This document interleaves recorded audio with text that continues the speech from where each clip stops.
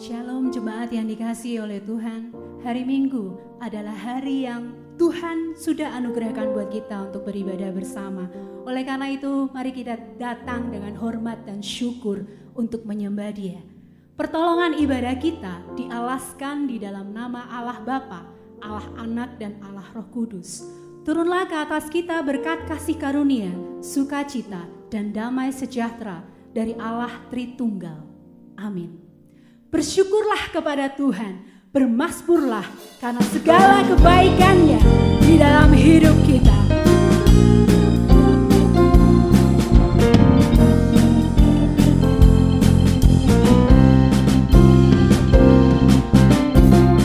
Tiada berkesudahan kasih setia-Mu Tuhan, selalu baru rahmat-Mu bagiku. Berganti hari, tetap kulihat kasih-Mu, tak pernah berakhir di hidupku. Tuhan Yesus baik, sungguh amat baik, untuk selama-lamanya. Tuhan Yesus baik, Tuhan Yesus baik, sungguh amat baik.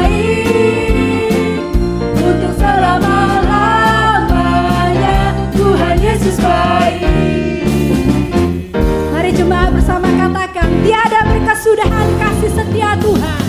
Tiada berkesudahan kasih setia-Mu Tuhan, selalu baru rahmat-Mu bagiku. Hari berganti hari, tetap kulihat kasih-Mu, tak pernah berakhir di hidupku.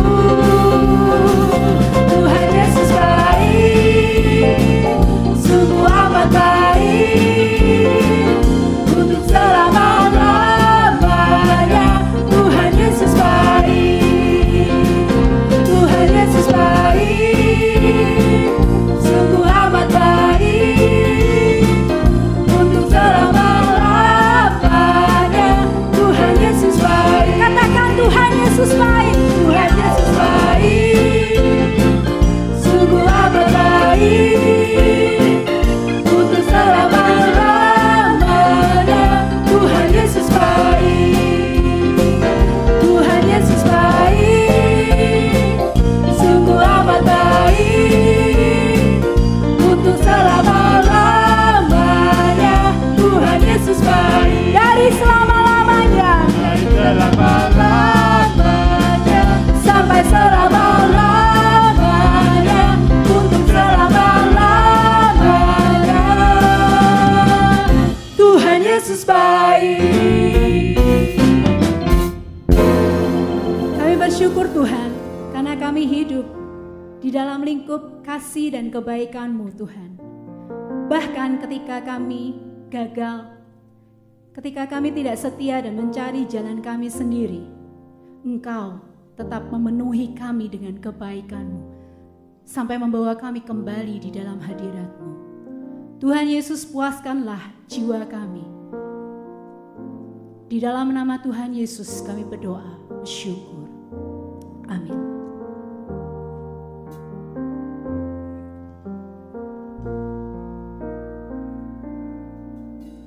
Seperti rusa rindu sungai-Mu, jiwaku rindu Engkau. Kaulah Tuhan hasrat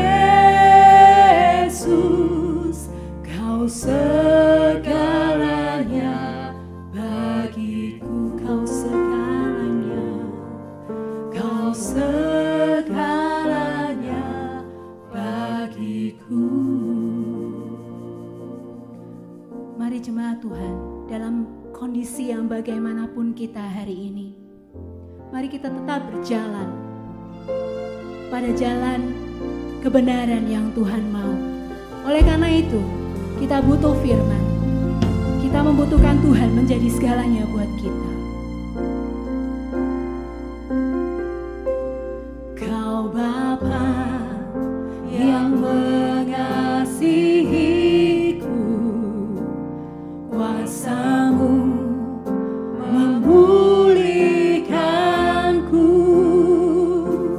hati yang baru Kau berikan, untukku dapat melihat rencana-Mu indah bagiku. Kau ada di setiap jalanku, hatiku haus dan lapar akan Engkau.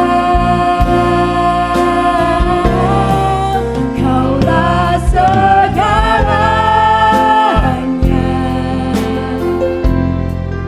di dalam hidupku. Kerajaan-Mu, kebenaran-Mu, itu bagianku. Kaulah yang kupandang selama hidupku, mengasihi-Mu, memuliakan-Mu, Bapa dan Raja. Katakan, Kaulah segalanya.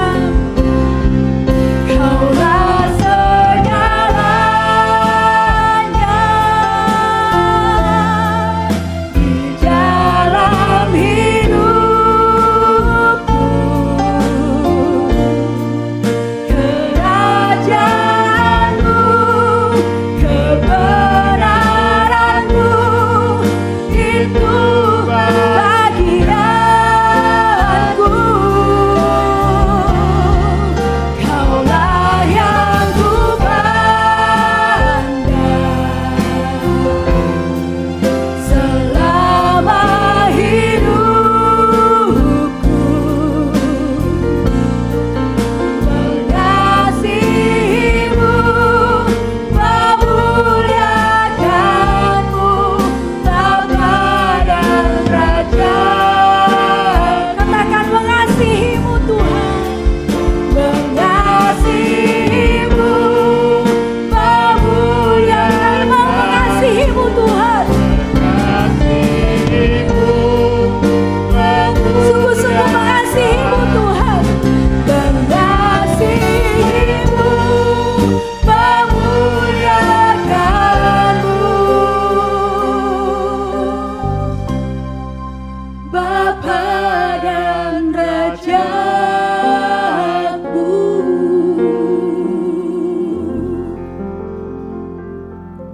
Shalom Bapak Ibu yang dikasihi Tuhan, bersyukur karena kasih Tuhan hari ini kita bisa bersama-sama beribadah kembali dan mendengarkan firman Tuhan. Mari bersama-sama kita berdoa.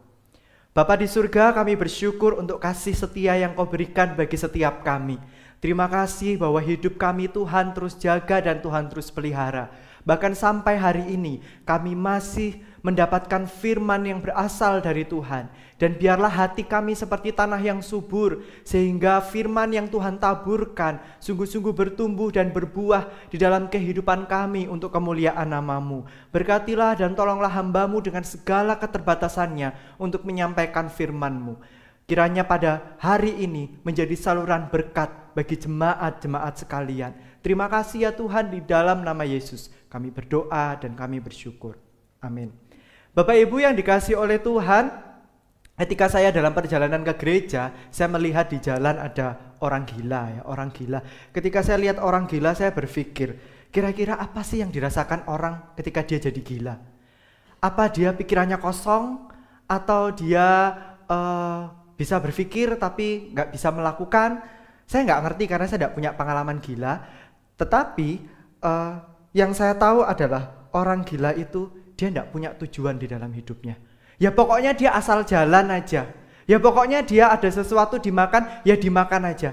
Tetapi dia tidak punya tujuan di dalam hidupnya mau ngapain. Nah kita sebagai orang-orang yang normal, bukankah seharusnya kita punya tujuan? Saya merefleksi di dalam diri saya sendiri. Kalau ternyata dalam hidup saya tidak punya tujuan yang jelas, maka saya sama seperti orang gila yang hidupnya berjalan begitu saja tanpa tujuan. Apalagi kita sebagai orang-orang Kristen yang Tuhan sudah panggil menjadi anaknya. Bukankah seharusnya tujuan kita itu jelas? Karena ketika Tuhan menciptakan manusia, dia punya tujuan. Ketika Tuhan menjadikan Adam dan Hawa, tujuan Tuhan itu jelas. Apalagi setiap kita yang telah dipanggil oleh Tuhan, yang telah diselamatkan oleh Kristus. Lantas apa tujuan Allah di dalam hidup kita hari ini? Dan bagaimana cara kita untuk mencapai tujuan Allah itu? Untuk itu kita akan belajar bersama-sama dari firman Tuhan hari ini dari 2 Timotius 4 ayat yang kelima. Demikian firman Tuhan. Tetapi kuasailah dirimu dalam segala hal. Sabarlah menderita, lakukanlah pekerjaan pemberitaan Injil, dan tunaikanlah tugas pelayananmu. Bapak Ibu yang dikasihi oleh Tuhan, ketika kita menjawab pertanyaan tadi, apa tujuan Allah di dalam hidup kita dan bagaimana cara kita untuk mencapai tujuan Allah itu atau memenuhi tujuan Allah itu, maka dua pertanyaan ini dapat dijawab sekaligus oleh pernyataan ketika kita tahu siapa identitas diri kita di dalam Kristus. Bapak Ibu yang saya kasihi, Timotius di dalam bagian ini dinasehati atau diberikan perintah atau peringatan juga oleh Paulus. Di dalam bagian ini Paulus menyinggung tentang status yang dimiliki oleh Paulus dan juga tentunya dimiliki juga oleh Timotius dan semua orang yang percaya kepada Kristus. Kalau kita perhatikan di dalam 2 Timotius 1 ayat yang ke-9, di sana dikatakan demikian, dialah yang menyelamatkan kita dan memanggil kita dengan panggilan kudus, bukan berdasarkan perbuatan kita, melainkan berdasarkan maksud dan kasih karunia-Nya sendiri yang telah dikaruniakan kepada kita dalam Kristus Yesus sebelum permulaan zaman. Kalau kita lihat di dalam ayat ini, Paulus menyebutkan sebenarnya apa sih status kita di hadapan Tuhan? Statusnya Paulus dan juga Timotius pada waktu itu. Di sana dikatakan bahwa Tuhan yang menyelamatkan kita dan memanggil kita dengan panggilan yang kudus. Bahkan ini terjadi sebelum permulaan zaman. Di dalam terjemahan The Message dikatakan bahwa Dia juga yang memanggil kita. Untuk apa sebenarnya? Untuk pekerjaan baik atau pekerjaan kudus. Kudus itu berarti sesuatu yang sudah disiapkan Tuhan khusus bagi anak-anaknya. Gitu ya. Jadi Tuhan itu sudah memanggil dan mempersiapkan supaya anak-anaknya itu melakukan pekerjaan yang Allah telah siapkan. Dan itu kita itu tidak ikut andil apapun di dalam bagian itu. Gitu ya. Murni Tuhan yang memanggil kita. Bahkan sebelum kita tahu apa-apa, sebelum kita bisa mengerti apa-apa, Tuhan sudah melakukan itu. Ketika diungkapkan ini, saya ingat firman Tuhan di dalam Efesus 2 ayat yang ke-10. Ini juga perkataan Paulus sejajar dengan apa yang disampaikan kepada Timotius. Di sana dikatakan karena kita ini adalah buatan Allah, diciptakan di mana di dalam Kristus Yesus. Jadi kita ini sudah statusnya di dalam Kristus Yesus. Untuk apa sebenarnya? Untuk melakukan pekerjaan baik yang dipersiapkan Allah sebelumnya. Dan Tuhan mau supaya kita hidup di dalamnya. Jadi Bapak Ibu yang dikasihi Tuhan, kalau kita bisa menyimpulkan sebenarnya apa identitas kita di hadapan Allah, kita adalah orang yang telah diselamatkan dan dipanggil di dalam panggilan kudus sebagai mitra Allah. Di dalam konteks bagian ini yang sudah kita baca, kita mengerti bahwa hidup kita ini bukan hidup yang sembarangan. Kita adalah orang yang sudah diselamatkan oleh Tuhan. Dan kemudian Tuhan bukan hanya menyelamatkan kita, kemudian kita dibiarin begitu aja tanpa tujuan kayak orang gila tadi. Enggak. Tetapi Tuhan itu juga memanggil kita. Dia menyelamatkan tetapi dia juga memanggil kita dengan panggilan yang kudus. Artinya panggilan yang diberikan kepada orang-orang khusus oleh Tuhan. Untuk apa? Melakukan pekerjaan yang Tuhan percayakan. Jadi tujuan kita, apa sih tujuan hidup kita ketika kita sudah percaya kepada Kristus? Kalau kita tahu identitas kita, yaitu tujuan kita adalah menggenapi rencana Allah, memenuhi panggilan Tuhan karena kita adalah mitranya di dalam dunia ini. Dan bagaimana cara kita menghidupinya ketika kita tahu identitas kita, ketika kita jelas bahwa kita adalah orang-orang yang sudah memiliki identitas di dalam Kristus, maka kita pun juga akan tahu bagaimana kita melakukan atau mengisi kehidupan kita berdasarkan Timotius ini. Yang pertama, yang dapat kita lakukan untuk menghidupi kehidupan kita karena kita sudah memiliki identitas di dalam Kristus, yaitu menegakkan kebenaran sepenuhnya. Bapak Ibu yang dikasihi Tuhan, Paulus sadar begitu pentingnya mewujudkan kehidupan sesuai dengan identitas kita sebagai orang yang telah dipanggil oleh Tuhan. Untuk itu dia menjelaskan kepada Timotius di ayat yang pertama pasal yang keempat. Di sana dikatakan begini, di hadapan Allah dan Kristus Yesus yang akan menghakimi orang yang hidup dan yang mati, aku berpesan dengan sungguh-sungguh kepadamu demi penyataannya dan demi kerajaannya. Jadi Paulus menekankan bahwa menghidupi kehidupan yang sesuai dengan panggilan kita, sesuai dengan tujuan kita, sesuai dengan identitas diri kita, itu sangat penting. Di sana dikatakan di hadapan Allah dan Kristus yang menghakimi orang yang hidup dan yang mati. Artinya itu memberikan indikasi kepada kita bahwa kehidupan ini itu ada tanggung jawabnya. Tanggung jawabnya itu benar-benar urusan antara hidup dan mati, kurang lebih itu begitu ya. Dan dikatakan aku berpesan dengan sungguh-sungguh, nggak bisa ditawar, tidak bisa tidak. Artinya itu harus dilakukan demi penyataannya dan demi kerajaannya, demi kerajaan Allah. Sesuai dengan tema hari ini gitu ya, hidup yang berprinsipkan kerajaan Allah.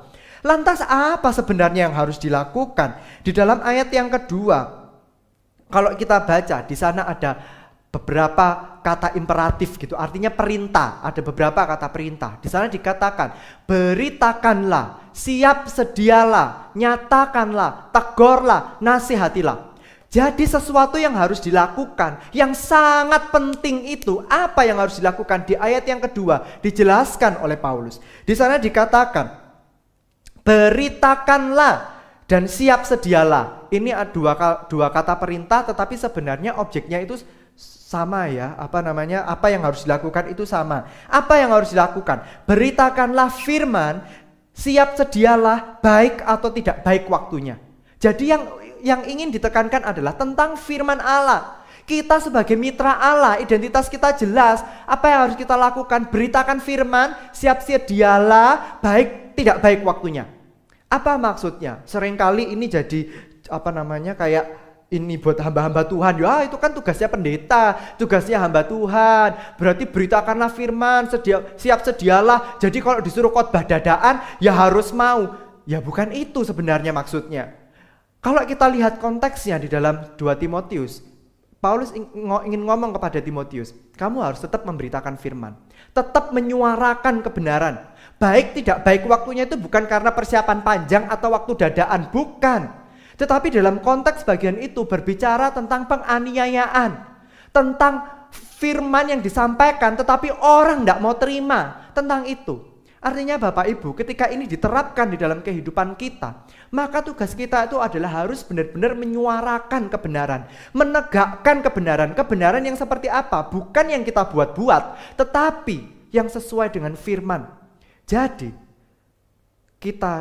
hari ini kita bersyukur tidak dianiaya ya. Maksudnya dalam keadaan baik atau tidak baik. Ketika mungkin keadaan di luar situasi kita. Mungkin keadaan di luar ekspektasi kita. Mungkin ketika kita bergumul dengan sangat gitu, itu artinya kondisi yang tidak baik. Tetap suarakan kebenaran. Tetap perkatakanlah firman. Tetap beritakanlah firman. Dalam masa-masa hari ini, corona ya, COVID-19, banyak orang yang takut, banyak orang yang mungkin khawatir, banyak orang yang mungkin mengeluh, kapan ini selesai? Di tengah situasi yang seperti ini kita juga sama, bisa seperti itu. Kita takut, kita mengeluh, kita tidak sabar kapan ini selesai. Tetapi terlepas dari semua itu keadaan yang kita tidak bisa pilih. Tetapi kita harus tetap menyuarakan kebenaran. Kita tetap ngomong tentang firman yang berpengharapan. Kita bicara tentang firman. Bukan bicara berita yang disampaikan tentang COVID, terus di grup COVID, semua COVID. Tapi firman tidak pernah disampaikan. Kita kebangetan kalau sampai seperti itu. Bukankah inilah saat di mana firman itu harus ditegakkan, harus disuarakan. Selain itu, apa yang dikatakan di sini? Nyatakanlah, tegurlah, dan nasihatilah. Menyatakan ini di dalam bahasa aslinya itu seperti membawa sesuatu kepada terang atau ditunjukkan gitu ya, ditunjukkan secara jelas. Ini bisa berarti adalah mengkoreksi atau mengoreksi sesuatu yang salah. Kalau tahu kesalahan, kalau tahu ada sesuatu yang salah, harus dikoreksi. Bukan semata-mata dikritik ya, tetapi dikoreksi, ditunjukkan kesalahannya itu apa. Bukan didiamkan, maksudnya begitu. Karena situasi pada waktu Timotius itu ada banyak penganiayaan gitu ya. Orang tidak suka terima kebenaran. Sehingga orang itu tidak mau konflik. Tidak mau mengalami situasi yang sulit. Nah, kita juga bisa begitu. Kadang kita takut untuk menyatakan sesuatu yang benar. Kalau ada kesalahan, tidak ditegur atau tidak ditunjukkan kesalahannya. Karena kita mikirnya, sudah daripada panjang. Sudah, tidak usah rame-rame. Tidak usah konflik. Ketika kita seperti itu, sebenarnya kita sedang menunda konflik. Sebenarnya kita sedang menimbun sampah nih. Lama-lama jadi penyakit, lama-lama gerogoti, lama-lama kayak bom atom, meledak gitu ya. Enggak, tetapi di sana adalah tegurlah itu, nyatakanlah sesuatu yang salah, kemudian tegurlah dengan pengertian, mengingatkan agar kesalahan itu tidak diulang lagi, agar berhenti melakukan dosa. Dan selanjutnya dikatakan nasihatilah. Di dalam bahasa aslinya itu bisa bermakna menguatkan, encourage, artinya dinasehati bukan dalam pengertian kayak orang ya kapok kamu karena lakukan kesalahan itu gitu ya, bukan, tetapi justru untuk menyembuhkan. Jadi dalam bahasa yang bisa kita mengerti artinya itu adalah meluruskan apa yang bengkok, menyembuhkan yang sakit, dan mendorong yang putus asa. Ada kondisi yang tidak enak, tetapi apa yang harus dilakukan? Tetap kalau ada yang salah tetap harus ditegur, tetap harus diingatkan, tetapi harus dikoreksi dengan cara yang baik, dengan cara yang penuh kasih, sambil Sambil mengencourage dia, sambil menguatkan orang itu supaya orang itu bisa tetap hidup di dalam kebenaran. Itu yang harus kita lakukan. Itulah yang disebut menegakkan kebenaran. Kebenaran bukan hanya disuarakan, tetapi diwujud nyatakan. Ketika ada saudara kita yang salah, bukan diolok-olok, bukan jadi rasanan ngalor ngidul, bukan terus diomongin jadi bahan gosip, bukan. Ketika kita tahu, mari secara pribadi kita tegur, kita nyatakan kesalahan itu. Dan bagi setiap kita, mungkin yang kita mengalami teguran ketika kita melakukan kesalahan dari sesama kita, ya jangan dikit-dikit tersinggung, jangan dikit-dikit kamu tidak suka sama aku makanya begitu. Terus kita ngomong kemana-mana, kita butuh konfirmasi dari orang supaya orang membela kita. Ya jangan seperti itu. Kenapa? Karena status kita ini jelas, kita sebagai anak Tuhan yang dipanggil oleh Tuhan sebagai mitranya. Ada kalanya kita juga bersalah. Tetapi ketika kita bersalah, mari kita juga belajar dari firman. Mari kita juga menghidupi firman.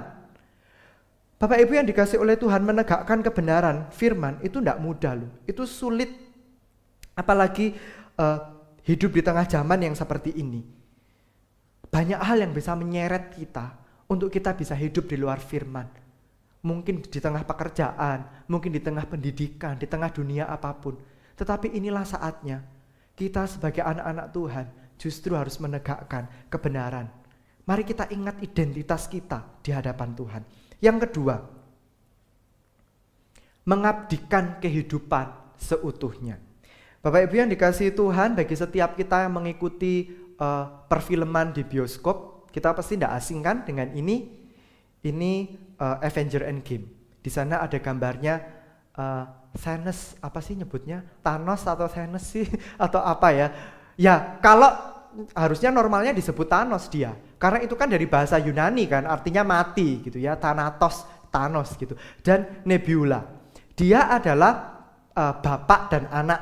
Ya entah hubungannya seperti apa, enggak tahu, tapi di dalam film itu diceritakan dia bapak dan anak.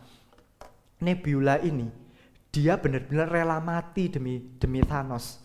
Dia benar-benar sungguh-sungguh, bahkan diceritakan dia sampai pergi ke dunia yang masa yang akan datang. Kemudian dia diingatkan bahwa Thanos itu salah gitu ya. Dia itu melakukan kejahatan, tapi dia tetap tidak mau tahu. Sampai dia rela melawan saudaranya dan dia harus mati. Saya katakan, inilah yang disebut pengabdian. Nebula mengabdi sungguh-sungguh kepada Thanos. Itu film, tetapi saya pikir di dalam kehidupan yang nyata itu juga terjadi loh. Ada orang itu yang membela orang lain mati-matian, salah bener pokoknya itu dibela. Dia disuruh ngapain aja oke. Oh mungkin karena orang itu sudah banyak nolong, ngutangi dengan nilai uang yang sangat banyak, hidupnya disokong sampai itu bentuk balas budi gitu ya. Orang bisa lakukan itu. Tetapi ketika itu kita kaitkan hidup kita dan Tuhan, seberapa besar pengabdian hidup kita di hadapan Allah. Tuhan itu bukan hanya kayak, ya Tuhan kan tidak bayari utangku gitu ya, jadi aku tidak perlu mengabdi kepada dia seutuhnya. Tapi Tuhan itu memberikan kehidupan bagi setiap kita. Kita yang seharusnya mati itu sama Tuhan diberikan kehidupan sampai nanti itu kita masuk di dalam kekekalan, kita tuh mendapatkan kehidupan yang kekal. Bukankah itu lebih-lebih bahwa kita tuh harus mengabdi secara total kepada Tuhan, terlebih ketika kita mengabdi kepada manusia. Bapak Ibu yang dikasih oleh Tuhan, berkenaan dengan pengabdian ini, Paulus berbicara di dalam ayat yang ketiga dan ayat yang keempat. Di sana dikatakan, karena akan tiba waktunya orang itu tidak dapat lagi menerima ajaran yang sehat menurut kehendaknya. Mereka melakukan menurut kehendaknya sendiri, kurang lebih begitu. Bahkan dalam terjemahan firman Allah yang hidup juga sangat jelas ya dikatakan, mereka itu mencari pengajaran sesuai dengan selera mereka. Mereka tidak mau mendengarkan apa yang dikatakan oleh kitab suci. Dengan kata lain, di dalam konteks di mana Timotius melayani Tuhan pada waktu itu, banyak jemaat atau orang-orang yang hidupnya itu mengabdi kepada diri mereka sendiri. Mereka tidak mengabdi kepada Tuhan.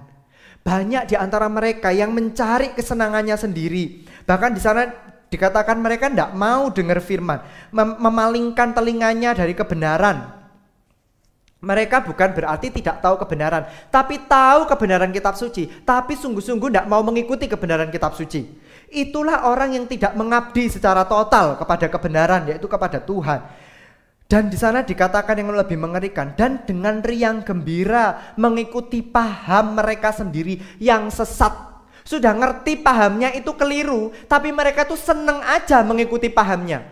Saya ingat ya, ada orang yang pernah berkata begini, hidup ini cuma sekali, mumpung masih muda, ya sudah dinikmati aja enggak apa-apa. Ya kalau ngomong tentang dosa, ya pasti dosa. Tapi ya gimana lagi, ya sudahlah itu kan kehidupan normal gitu ya, lakukan dosa-dosa, ya dosa sih, tapi ya sudah enggak apa-apa, mumpung masih muda. Daripada nanti kalau sudah married, nakalnya telat, ya malah rumah tangganya kacau gitu ya. Meskipun orang yang sudah married rumah tangga kacau banyak faktor ya, tapi pernyataan itu seperti itu. Nah saya pikir ini pernyataan yang sesat ya.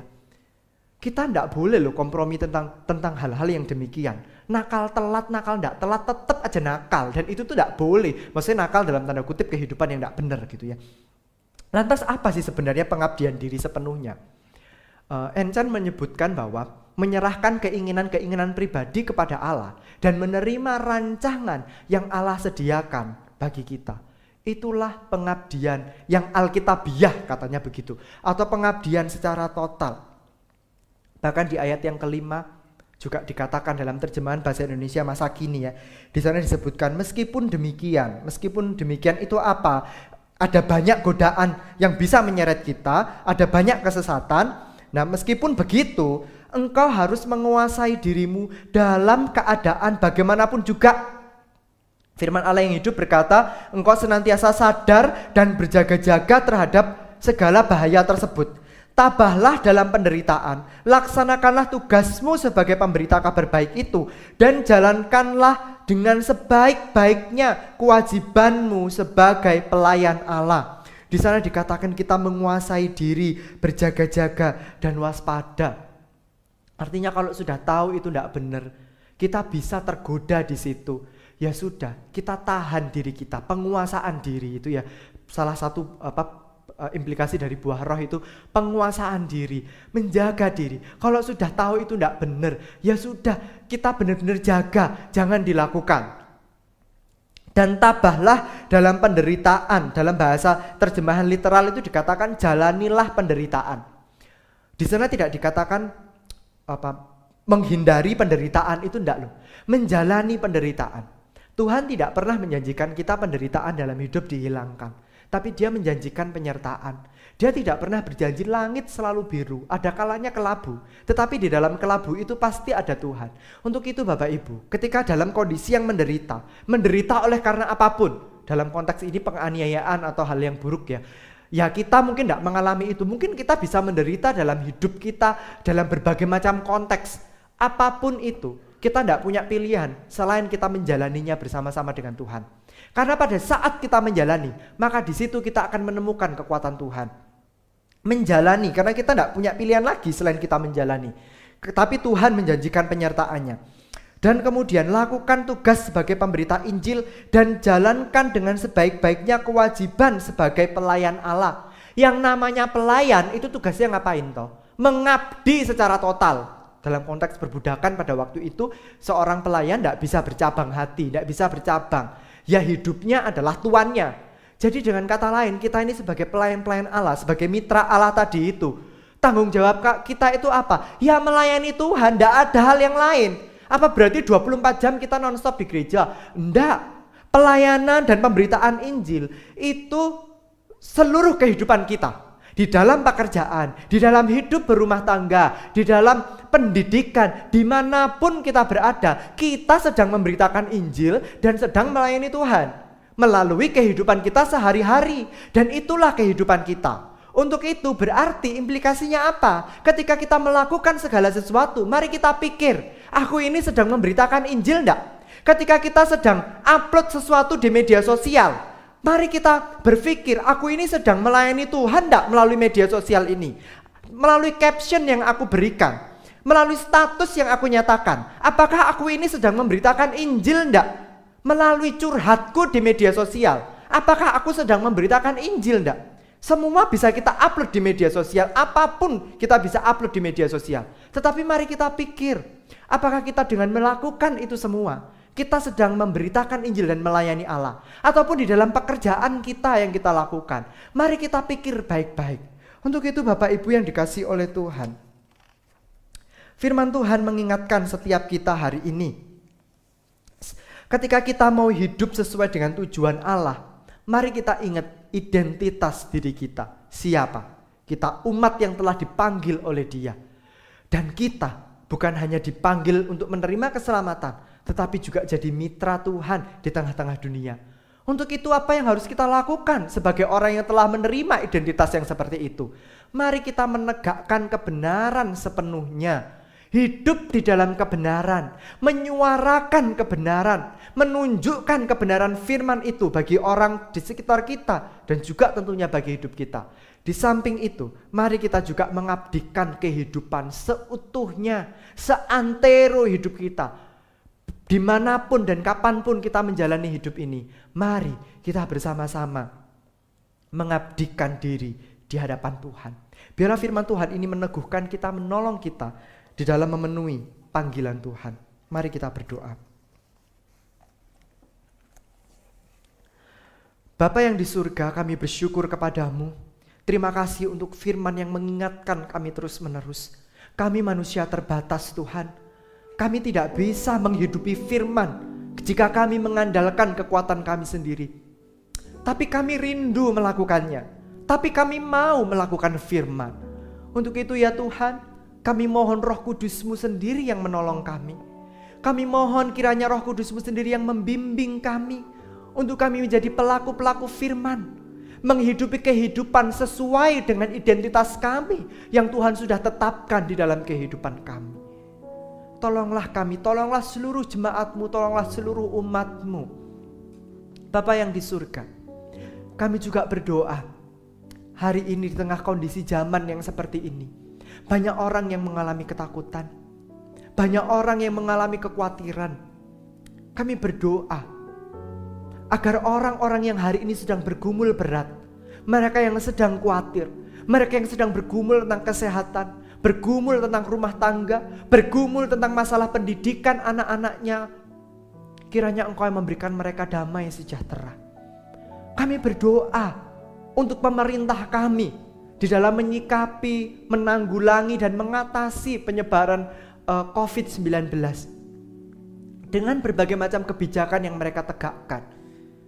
Kiranya Engkau yang memberikan hikmat, baik bagi pemerintah di dalam memikirkan segala kebijakan, ataupun kepada setiap kami sebagai warga negara, agar kami melakukan yang terbaik.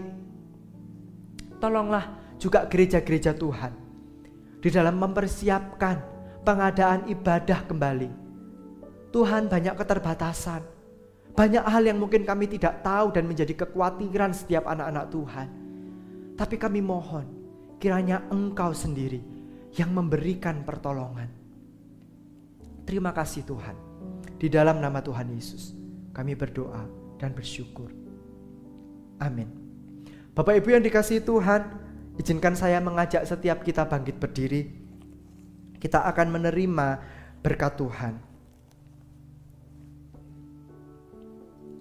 Sebagaimana firman Tuhan berkata, Ia yang tidak menyayangkan anaknya sendiri, tetapi yang menyerahkannya bagi kita semua, bagaimana mungkin Ia tidak mengaruniakan segala sesuatu kepada kita bersama-sama dengan Dia, Allah yang memelihara kita. Dia akan menunjukkan belas kasihannya bagi kita. Mari arahkan hati, terimalah berkat Tuhan. Tuhan memberkati engkau dan melindungi engkau. Tuhan menyinari engkau dengan wajah-Nya dan memberi engkau kasih karunia. Tuhan menghadapkan wajah-Nya kepadamu dan memberi engkau damai sejahtera hari ini, esok, dan selama-lamanya. Amin.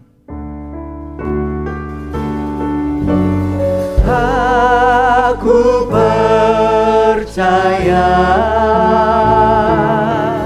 berkat-Mu atasku melimpah,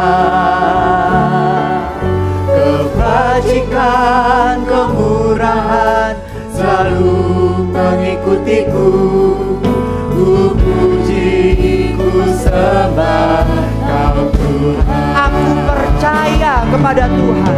Aku percaya berkat-Mu atasku melimpah, kebajikan, kemurahan selalu mengikutiku. Ku puji, ku sembah Kau Tuhan. Ku puji, ku sembah Kau Tuhan. Ku puji, ku sembah Kau Tuhan. Tuhan Yesus memberkati kita. Amin.